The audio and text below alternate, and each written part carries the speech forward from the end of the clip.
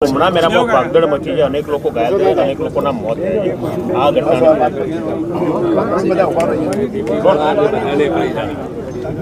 અમારી સંવેદનાઓ છે. મહાકુંભમાં ભગદોડ મચવાથી અનેક લોકોને ઈજાઓ અને મુશ્કેલીઓ પેદા થઈ છે.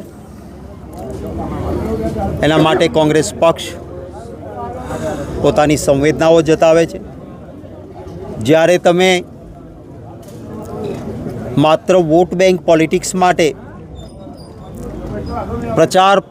પ્રસાર માધ્યમ માટે, પોતાની પબ્લિસિટી સ્ટન્ટ માટે સરકારો ખૂબ મોટા પાયે ખર્ચ કરતી હોય અને બીજી તરફ ભગવાનના ઘેર કે ગંગાના કિનારે જનાર યાત્રિકની સુરક્ષા ન થઈ શકે, આ વ્યાજબી નથી.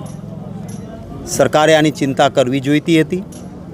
હું આશા રાખું છું કે હજી પણ કંઈક ડહાપણ આવે અને માત્ર સ્ટન્ટબાજી માટે નહીં, લોકોની સુરક્ષા માટે પણ સરકાર પગલાં ભરે અને જે કોઈને આ ભાગદડથી ઈજાઓ તકલીફો થઈ છે એના પ્રત્યે હું સંવેદનાઓ કોંગ્રેસ પક્ષ વતી વ્યક્ત કરું છું.